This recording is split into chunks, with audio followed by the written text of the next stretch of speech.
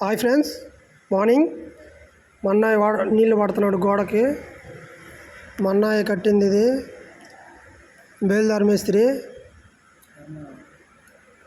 మామూలుగా కట్టాడు. కరోడు వచ్చి ధర్మవరం, ఈ ఊరు అల్లుడు.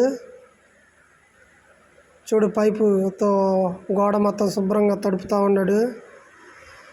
నీట్గా తడుపుతున్నాడు. వర్క్ కూడా నీట్గా చేస్తాడు. ఆ గేటు కూడా ఆయన పెట్టింది. ఆ గేటు కూడా చూడు ఎలా పెట్టాడు, బాగా ఉంది, లుక్గా అట్రాక్షన్గా ఉంది.